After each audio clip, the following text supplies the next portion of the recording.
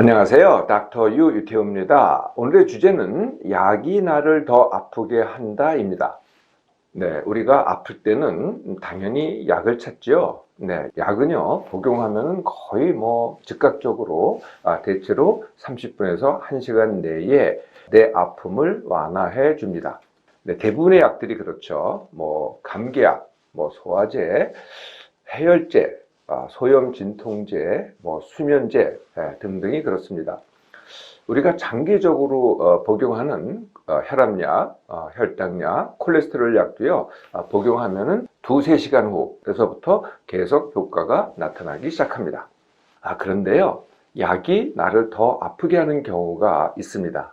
네, 두 가지가 있는데요. 첫째는 내가 인지하는 경우, 내가 압니다. 이게 약이 나를 아프게 하는구나. 두 번째는 내가 전혀 인지하지 못합니다. 근데 사실은 약 때문에 내가 더 아프게 되는 거거든요. 네, 첫 번째 경우는 약의 부작용입니다. 약의 부작용은요, 약의 작용도 거의 즉각적으로 아니면은 30분에서 1시간 내에 나타나듯이 약의 부작용도 거의 동시에 나타나는 경우도 있고요. 좀 늦게 나타나는 경우도 있는데요. 2~3시간 후, 2~3일 후, 2~3주 후. 네, 이럴 때 이제 증상이 나타나니까, 부작용이 나타나니까 내가 알게 되는 것이죠. 그런데 내가 모르는 경우가 사실은 더 큰 문제입니다. 네. 내가 모르는데 어떻게 되냐면은 병이 더 지속이 됩니다. 아니면은 병이 더 재발이 됩니다. 병이 있을 때 나는 더 아픕니다. 네, 더 병 자체도 더 악화가 되고요. 네, 더 큰 문제는요. 내가 한 가지 병으로 약을 먹고 있는데 이게 어떻게 된 거냐면 다른 병이 또 생깁니다. 이게 이제 내가 인지하지 못하면서 약이 나를 더 아프게 하는 경우가 되겠죠. 약이 나를 더 아프게 하는 것의 기전, 네, 또는 이유라고 얘기할 수 있겠죠. 모두 이제 5가지를 들 수 있는데요. 네, 첫 번째가 이미 말씀드렸던 약의 부작용, 네, 두 번째가 단약 반동, 세 번째가 증상 역치의 저하, 네 번째가 질병 대응력의 약화, 그리고 5번째가 이게 이제 제일 사실 중요합니다. 원인의 악화입니다. 약의 부작용, 네, 한마디로 부작용이 없는 약은 없습니다. 네, 조금 많든 적든 반드시 있죠. 우리가 여러 가지 약을 동시에 먹잖아요. 하루에 이것저것 여러 가지 먹잖아요. 그러면 부작용의 가능성이 더 커집니다. 또 나이가 들수록 더 커지고요. 또 어떤 분들은요, 예민한 분들이 있어요. 예민한 분들은 보통 알고 있는 그런 부작용이 아니고요. 아주 특이한 그런 부작용이 또 생깁니다. 네. 네, 그래서 첫 번째가 약의 부작용이고요. 네, 두 번째가 이제 단약 반동이라는 건데요. 약을 갖다가 상당 기간 복용을 합니다. 그리고 끊잖아요. 예, 그러면은 다시 원래 증상보다 또는 그 이상으로 나타나는 것, 이걸 이제 단약 반동이라고 합니다. 예를 들면은, 소화제를 장기 복용하다 끊잖아요. 그럼 소화가 이전보다 더 안 됩니다. 혈압약을 갖다가 장기 복용하다가 끊잖아요. 예, 그러면 혈압이 약을 먹기 전보다 더 크게 올라가게 됩니다. 네, 이것을 단약 반동이라고 합니다. 증상 역치라고 하는 것은요, 네, 어떤 경계가 있습니다. 네, 그런데 이 경계를 넘어설 때 더 아픕니다. 증상이 나타납니다. 네, 내가 더 아픔을 느끼는 거거든요. 이걸 이제 증상 역치라고 하는데, 이 증상 역치는 사람마다 다 다릅니다. 어떤 사람은 조금만 아픈데 많이 아프고요. 어떤 사람은 많이 아픈데 조금만 아프다고 느낍니다. 약은 이게 원인을 치료하는 게 아니거든요. 증상 역치를 갖다가 강화시키는 게 아닙니다. 오히려 결과만 치료하기 때문에 어떻게 돼요? 네, 이게 아픔을 못 참아요. 네, 조금만 아파도 그걸 못 참게 되거든요. 그때마다 약을 먹었기 때문에. 그래서 증상 역치가 낮아집니다. 그래서 점점 더 아프게 되는 것이죠. 질병 대응력의 약화. 질병 대응력이라는 것은 병이 있습니다. 병이 있는데 어떤 분들은 이 병 때문에 완전히 매몰이 됩니다. 반면에 또 다른 분들은 병이 있음에도 불구하고 자기가 원하는 몸만과 삶을 갖다가 잘 영위를 합니다. 네, 그 차이죠. 이것도 한 사람마다 다 다릅니다. 그런데 약에 의존하잖아요. 예, 그러면 이 질병 대응력이 더 점점 약화가 돼가지고 나중에는요, 거의 하루 종일 하는 게 병과 약입니다. 이렇게 되는 거죠. 그러면 어떻게 되겠어요?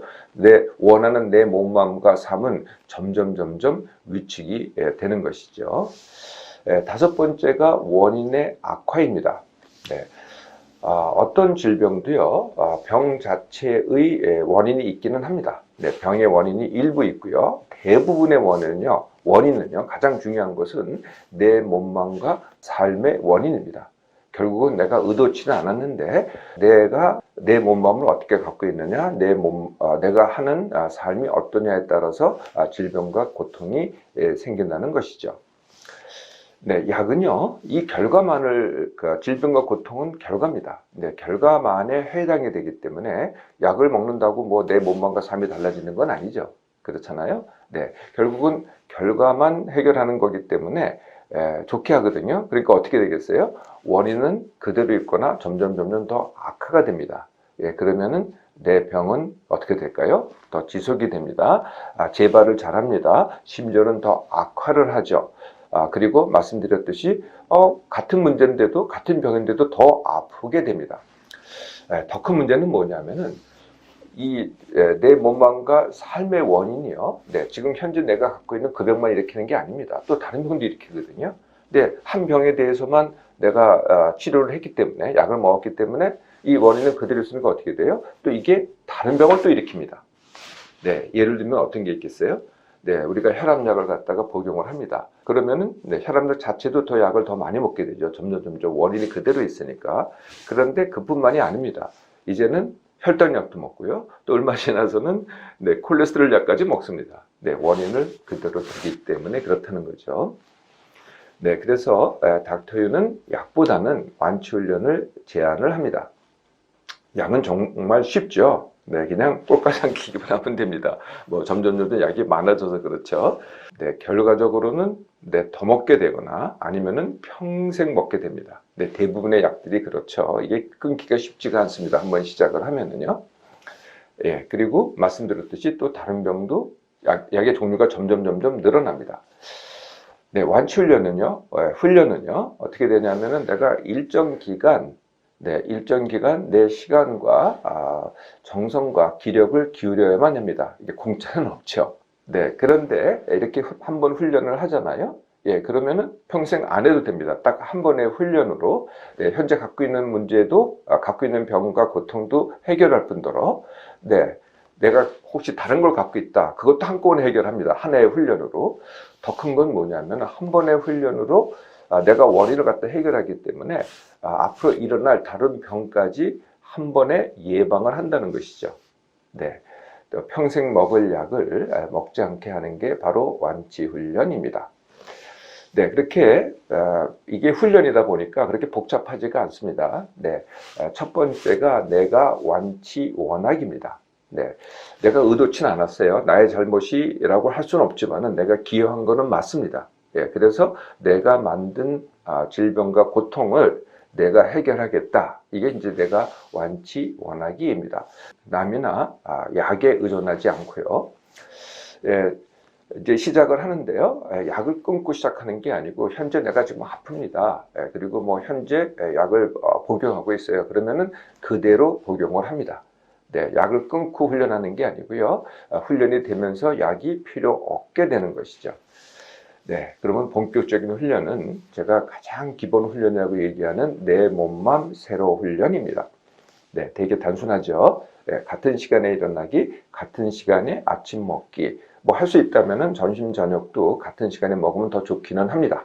그렇지만 요거 같은 시간에 일어나기, 같은 시간에 아침 먹기만 하셔도 됩니다. 월, 화, 수, 목, 금, 토, 일. 네, 하루도 빠놓지 말고요. 그러니까 항상 일정하게 가면은 뇌가 너 그 시간에 일어나라. 내 몸이 너 그 시간에 아침 먹어라 라고 신호를 줍니다. 내가 관리할 필요가 없어지는 거죠.